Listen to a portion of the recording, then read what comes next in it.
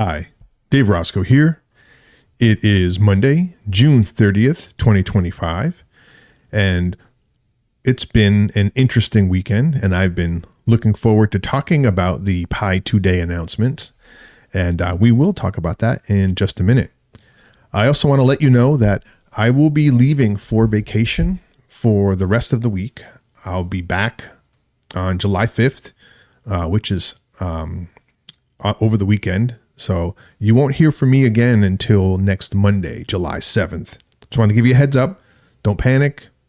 I'm staying the course, just on the beach. So let's talk about the metrics. The circulating supply is 7.61 billion Pi, and there were 103,000 user accounts migrated over the weekend, totaling 33.5 million Pi. There is 37.7 million Pi in the Pi migration wallet, and migrations are continuing this morning. Now, I find it interesting that every time I look, there's migrations happening, but now that Pi2Day is over, the 100,000 per day migration rate is gone, and we're back to around 20,000 on average. We'll see how that shakes out. But like I suspected, that was some sort of, I don't know, ploy or trick or hype or something. I don't know what that was all about.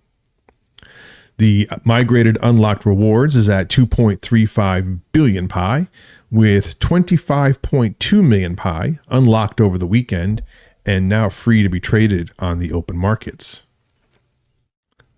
Looking at the price action, wow, look at this. That's like literally the stairway to hell, right? That's unreal. I've never seen anything like that, ever. I mean, I literally haven't. I've looked at a lot of charts and I've never seen anything like this. But you know what? I'm going to say I'm bullish. You want to know why? Because some user in the comments asked me why I'm bullish.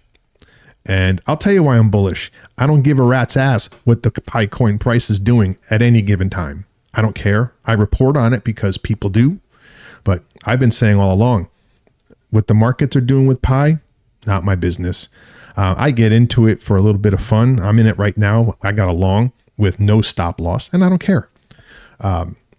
What the price of Pi is next week, next month, next year, it is what it is. At the end of the day, I paid nothing for it. So I'm not complaining. So yeah, I am perpetually bullish on the Pi coin. The current trading price is 50 cents, which is down 5.41%.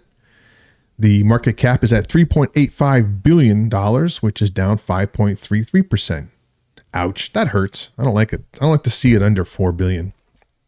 The daily trading volume is at $92.81 million, which is up 21.66%. And that's interesting because we have the volume is up and we got this weird behavior. Well, that's okay. Apparently, the market is not too thrilled about the Pi2Day announcements. And I don't know. I don't understand why, really. I thought they were quite good. I mean, certainly better than Pi Day. But a lot of people disagree, I guess. One thing to note here is that we have 2 new entries onto the list of KYB verified businesses. We've got On-Ramp Money and On-Ramper. Now, I think they're all both related, unless they're like one's a subsidiary of the other. I don't really know, but this is part of the Pi2Day announcement, and this solidifies their offering for third-party on-ramp capability for the Pi wallet, so that people can participate in Pi without actually using the Pi app if they don't want to. And then looking at the announcement, now this was a long announcement, and I'm not going to read the whole thing, but a few key takeaways is the rollout of the AI app creator. Now, I tried that over the weekend, and it wasn't great. The experience wasn't great. I gave it some parameters. It created an app. It didn't appear to really work the way I wanted it to. And then I tried to go in and tweak it using the AI tools, and it said it wasn't available yet. So I couldn't do much with it. So now I have a fairly useless app sitting on the Pi ecosystem, but that's okay. I was just playing around with it. They have that ecosystem challenge going on where you complete a bunch of tasks and you get some minor rewards. I completed all of that in about an hour. So I got all that done. I don't know if they're going to add more tasks as the things go on, but I don't think so. I think it ends on July 5th. So, but I did all that. So the one good thing about this is that it opens up ecosystem app development for non-developers, especially in this arena where you have web-based development, blockchain interactions. It's a pretty steep hill to climb for somebody who is not very computer savvy. Even if you've taken a few college courses, you're not necessarily going to have the skills to do this. And what do most people do anyway? They go to ChatGPT or Grok or Gemini and ask for help. So why not make it part of the Pi network and have it tailored specifically for the Pi ecosystem? I thought it was a great idea. Let's see what else we got here. So yeah, this is the Pi App Studio, a new model of app creation in the AI era. Pi App Studio is one attempt. Does that mean there'll be more? To attain a vision shared by many technologists, a world where anyone can create and run apps using human languages without needing a technical background. In addition to its Gen I capability, important aspects that differentiate Pi App Studio from other current Gen AI Vibe programming platforms are its guided app creation workflows, access to millions of potential creators and users for these generated apps, which provides for an efficient iteration process that we believe is necessary for real product building. So instead of just creating and running apps, Pi App Studio, along with other existing Pi ecosystem components, enables the creation of functional online products. Yeah, maybe eventually. Not today. And I've seen a lot of really nonsensical apps created, mostly chatbots. People are obsessed with the chatbots. I didn't do that. Now, this goes on to talk about, how that all works. And it says the significance of this AI initiative is threefold. Contributing to the AI application layer of the world, Pi Network innovates through guided app creation workflows atop the world's recent AI infrastructure breakthroughs while leveraging the crowd creativity of the Pi community and the distribution channels of Pi's social network. Experimenting to explore an economic model which provides for sustainable coexistence of human intelligence and AI using blockchain, an essential global problem to solve in the future age of AI, and scaling the grassroots capability of non-technical pioneers to use their respective expertise to innovate, create apps, and develop ecosystem utility using AI and the blockchain. So I'm not going to continue to read all this. And it says that's in beta, so that things don't work or may not be available. Yeah, whatever. But one thing to point out here is that it costs Pi to create an app in the Pi App Studio. And I kind of don't think it should, right? Because there's a lot of people who don't have access to their Pi for various reasons. And they are shut out from using this unless they buy or borrow Pi. And I don't really see why that's the case. Right? The tool is there. Why not let people create the apps, but then don't allow it to be published without paying? And it's not just a fixed fee either. You pay, there's a fixed fee to create the app, but then there's like extras that if you use them, like the AI tweaking and all that, will cost you even more. And you don't just pay, a la carte for what you go. Like a lot of like gaming systems do. You pay for like a pool of credits, and then you use those credits in your app to do specific things. So for example, if I put in one Pi, it may take, that's what I put in. It may cost 0.25 of that to create the app, and then whatever extras will eat into that. But it comes out of that initial one Pi that I put in. So you kind of like fund an account and then make withdrawals out of that. And I guess that makes sense in a way because you have gas fees that are involved. So if you're making a lot of microtransactions, those gas fees, relatively speaking, are a large portion of what you may be spending. So doing it as a single transaction in a pool makes it a little more economically feasible. But just be warned that this isn't a free service. And similar to the fireside chat and the fees that get paid for, like, for example, transactions, where does that pie go? Who gets that pie? Like, if people are paying for tokens in fireside chat, where's that pie go? If I'm paying to create an app, where does that pie go? Does it go to the Pi core team? Does it get burned? I think the Pi core team has a large enough compensation. Why do they need our fees? So that's a little murky to me, and I don't quite understand. I had read somewhere in the white paper about fees getting burned, but I have yet to find a burn wallet. If anybody has any more information on that, let me know. Another thing we have here is the ecosystem directory staking. Used Pi to support Pi apps and utilities in the ecosystem. Now, this I've seen going nuts, right? You see like Fruity Pi with, 12 million Pi staked.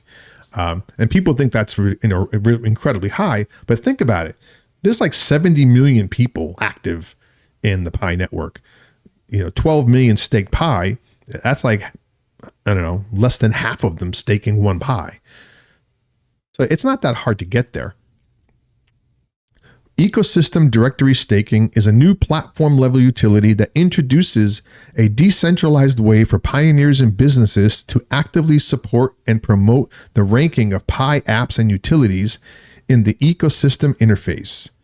Accessible through the Pi browser and being rolled out starting on June 28th, this feature enables pioneers and businesses to stake their Pi on the mainnet blockchain for apps of their choosing, directly boosting that app's ranking within the ecosystem. In addition to the utility of Pi in staking, this also seeks to provide greater exposure to apps that are of higher quality and provide for meaningful community engagement. Updated on 6/29/25, staking is an optional way for pioneers and businesses to support the apps they use and enjoy in the ecosystem. Note, there are no Pi rewards on the protocol level for the staking, as it does not make sense for the network to promote one Pi app over another through this staking feature. It is up to the third-party developer of a specific app or service if they want to provide any incentive, whether that be in the form of app features and quality, user experience, in-app rewards, promotions, etc., to pioneers to stake Pi for their app or service and increase their ranking in the ecosystem. The original staked amount will be returned to the users once the staked duration has ended. Now, that last part was pretty important for two reasons. One is that the Pi network is making a clear statement that they're not going to support or directly support any type of incentive program for staking. And it makes sense because they don't want to appear as influencing the ecosystem with respect to exposure of certain apps. So it makes sense that it's up to the user. And it also makes sense that the developers of these apps are going to take measures to get more people to stake Pi to boost their ranking.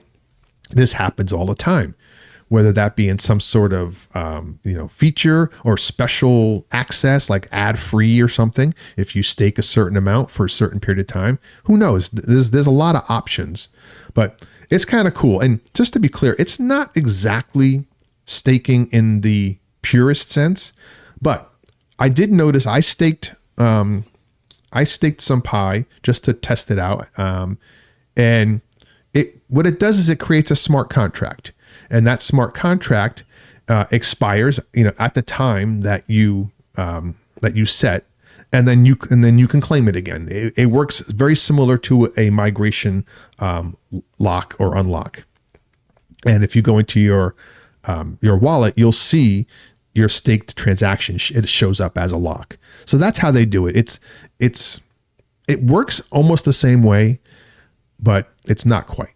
Now, what's not clear to me is if third parties, if you're staking for a third party, how do they know, right? Obviously, they get this bump, but that sounds to me like it's done through some mechanism internal to the Pi app. If the third party doesn't know it, how do they know to incentivize you? Like, if, for example, if you use staking in a decentralized exchange app to get increased earnings or loan dividends or something like that, how do they know? I'm just curious. I haven't dug into this enough because I haven't had time, but it's interesting, and this is long overdue, and this is a big deal. I'm not quite sure why the reception to these announcements is so lackluster. Maybe people just don't understand what it means, but from a growth of the ecosystem perspective, this is big. Being able to stake is big. And then integration by third-party on-ramper and on-ramp services. The Pi wallet now integrates OnRamper, a third-party KYB-verified on-ramp aggregator that simplifies on-ramp services for pioneers. Pioneers may access OnRamper through the Pi wallet to choose KYB-compliant on-ramp services they prefer, subject to the on-ramp's regional availability and other restrictions. That's important. People weren't prepared for Banksa when it came out. They thought that Banksa would be great, that they could use it everywhere, and then they found out that they couldn't use it because of regional restrictions. And then it wasn't static either. It was a rather fluid situation where the regional restrictions would move around or expand, and people who were originally able to use Banksa now found that their friends and family couldn't because it was taken away. So that's important. And there's no one service that's going to be able to work for everybody. And that's why something like this is important, because it allows for more options. The crypto regulations are all over the place. I mean, even in the United States, depending on what state you're in, it could be different than your neighbor in the next state over. New York, for example, is extremely restrictive in their crypto. And a lot of things that I can do here in Massachusetts, my friends in New York can't. So it's a very strange situation, and I don't see that ending anytime soon. Having this as an option, it complicates things for the uninitiated, but once you wrap your head around it, you realize that it gives you more options, and options are good. Node updates. Node version 0.5.2 and node ranking page. Yeah, I noticed this. Somebody was saying the other day about a lot of new JavaScript code showing up. And my initial thoughts were that they were going to roll out some new features on the Pi blockchain explorer. And they did. And also probably in the Node app, because most of these apps are all web-based, right? They have HTTP interfaces. And a lot of HTTP uses JavaScript to do their scripting within the HTML. So this does not surprise me. And I've noticed my own node did in fact update. I mean, to me, it didn't appear to make much of a difference, other than I can see my public key now, which I thought was kind of weird. My ranking is so far down in that list that, why would I ever search myself? But okay. They thought that was an important feature somehow.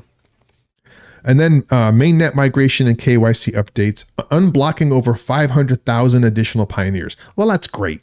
But you still have millions that are stuck. So I don't know if advertising the number here is really great, because most people realize 500,000 is a drop in the bucket, but okay, we'll give it to you. And they're just talking about how they made changes to allow some people who were previously blocked now to be unblocked, and they can participate in the ecosystem. And that's great. Good for you. Pi domain auctions extension. This one has a lot of people pissed off. And you know what? I'm a little peed off too. Not because I really care about winning my domain. I have 2 bids going in, and if anyone's going to outbid me, it's going to be just the grief me. So, because the domains I chose aren't anything that anyone should care about. But I'm not quite sure why this was extended. Now, it says due to the release of the Pi App Studio, but the Pi App Studio is in beta. A lot of it doesn't work. And when will it work? Okay. And if you were going to roll this out and you knew you were going to do it, why did you set the initial deadline for 6/28? Because now people are pissed off. They thought their auctions were ending and that they were going to win their bids, only to find out that, oh, now they got to wait another 3 months. And in those 3 months, a lot can happen. And that also means that they can't use those domains until the auction's over. So now they have to wait 3 months to even do anything with it. I don't understand why they did this, to be honest with you. If you wanted to do this, what you could have done is end the domain auction as scheduled, and then start a new one tailored towards the release of the Pi App Studio and the new apps when it was actually ready to produce real apps. So this one has me scratching my head. A lot of people are pissed off, and honestly, I don't blame them. And then we have the Pi2Day Interactive Ecosystem Challenge. And again, this is something you can access in your app, and it gives you a series of tasks to perform to explore the new features. And you get like these little minor rewards. They're nothing. Like you can get a multicolored name in your the Pi chat rooms and all that stuff. And you can get like another like icon next to your name that says, hey, you did it. But other than that, it's nothing really great, but it's a good incentive to just spend a little bit of time and looking at the new features. So Pi2Day, depending on who you talk to, was another nothing event. And I disagree. It certainly didn't have any fanfare. I thought the Pi2Day announcements were quite substantial. And I'm excited to see where this Pi App Studio goes and how this staking plays out. I definitely think that we'll start seeing better quality apps bubbling to the top, because you're not going to get garbage apps to move that far up the chain and remain there for very long. You may get people to scam it in the meantime, but at the end of the day, people are locking up real Pi to do this, and the people's tolerance for doing that for garbage apps is going to be pretty low, at least once this all shakes out and the novelty is over. But whatever you think about it, obviously that's your choice. I think it's pretty good. I certainly think it's better than anything we got on Pi Day.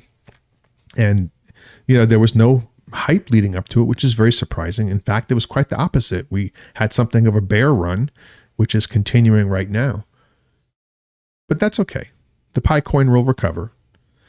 And once this new features, are more widely known and understood, I think the markets will respond and start to see the benefits and how this can be used.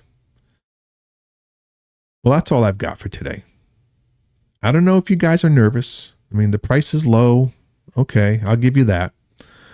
Like I said, I'm perpetually bullish on the Pi coin because it really doesn't have anywhere to go but up, in my opinion. I started from zero. If you bought it on the exchanges, you can disagree, but that's okay. You were coming from different places. Yeah, I spent 6 years in the app. Yeah, I'm making these videos, but you know what? Making these videos is more of a labor of love for me because I really enjoy keeping people engaged with the project. A lot of people come to me in the comments saying that they were ready to give up on Pi, and my daily updates have given them new hope. And that's awesome. I mean, there's nothing a creator likes to hear more than something like that. It really validates what I'm doing and the purpose for doing what I do. Yeah, now my channel is monetized and I do make a little bit of money, but trust me, it's nowhere near what I spend to do this. YouTube does not pay that well. Maybe if I had 1 million subscribers, it'd be a different story. But I'm not going to be quitting my day job anytime soon. The remainder of this week, like I said in the beginning, I don't know if I say it? I don't know. the remainder of this week, I will be on vacation. I am going away and I will not be making videos. Of course, I'll be checking the news, and anything pops up, I'll post about it, and I'll probably keep track of the daily migration stats and all that. But I'm not going to make it a point to make any videos. So you won't hear from me again until July 7th. But until then, don't panic. Stay the course, and remember, the success of the Pi network begins with you. Pi to the moon. Peace.